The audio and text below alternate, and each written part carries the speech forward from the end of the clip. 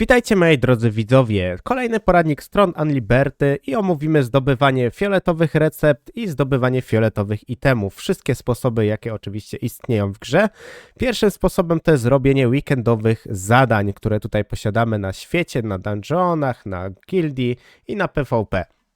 Jeśli chodzi o te rzeczy, musimy wykonywać te zadania, a potem losujemy sobie jakiś item i możemy wybrać jeden z tych itemów wylosowanych, więc to jest dobre, bo możemy sobie dobrać ten item, który na przykład nam coś daje, ewentualnie jest dobry do sprzedaży. Kolejny z takich ważniejszych rzeczy, jeśli chodzi o zdobywanie itemów, no to jest pokonywanie bossów, czyli wchodzimy sobie właśnie Cop Dungeon, wybieramy sobie bossy i tutaj macie pokazane, jakie bossy dropią dane itemy. Więc to jest ważne, żeby sobie zwrócić na to uwagę. Wiadomo, szansa na fioletowe itemy jest mniejsza niż na niebieskie, ale to tam delikatnie można zwrócić na to uwagę. Pamiętajcie też o tym, że z bossów lecą konkretne tokeny, czyli Dimension Sword Shard. Dimension Sword Shard to są po prostu takie shardy, dzięki którym możecie wymieniać je na skrzynki. I na przykład mamy taką zasadę, że możemy wymienić, jak mamy 80, czy musimy 20 razy zabić jednego bossa.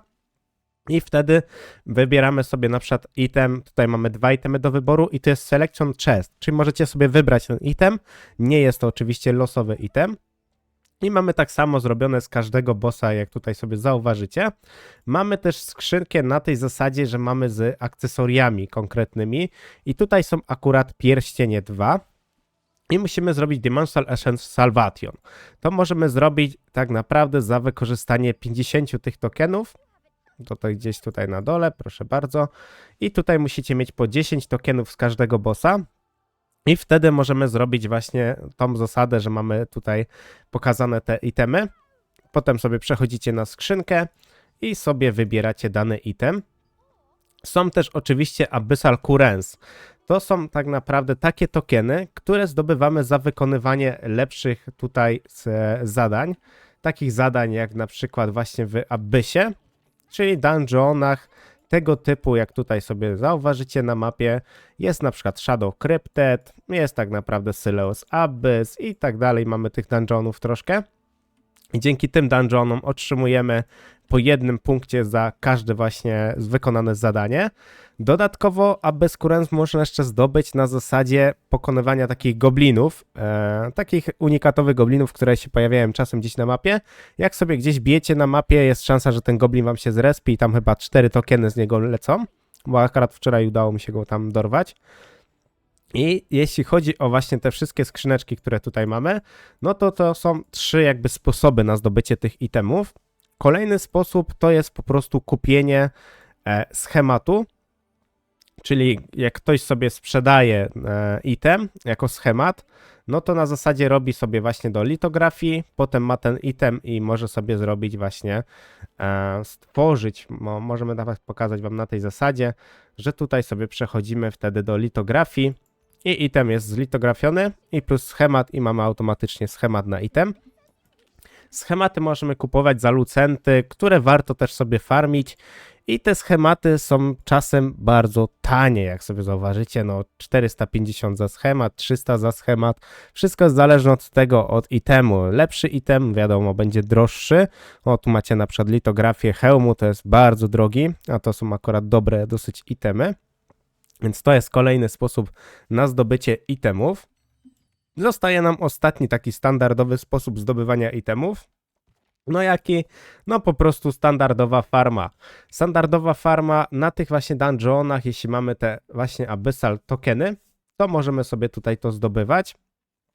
Ewentualnie, jeśli nie mamy tych tokenów i nie farmimy w tych dungeonach, to jest kwestia tego, że farmimy na zwykłych mobach. Możecie też sobie na każdym tutaj podejrzeć, na każdej lokalizacji możecie sobie podejrzeć moba i zobaczyć, co on tutaj na przykład dropi i sobie dostosować na przykład moby, które dropią to, co my potrzebujemy. Nie wiem, potrzebujecie konkretnych butów, gaci, no to wtedy idziemy na te moby, które to faktycznie dropią. Więc jeśli chodzi o zdobywanie itemów, to są wszystkie tutaj sposoby. Jeszcze mamy taki jeden sposób, ale szansa jest troszkę mała. To są worldowe bossy, czyli bossy, które się pojawiają konkretnie na danych, powiedzmy, godzinach, eventach tak zwanych i wtedy mamy szansę wydropienia itemu.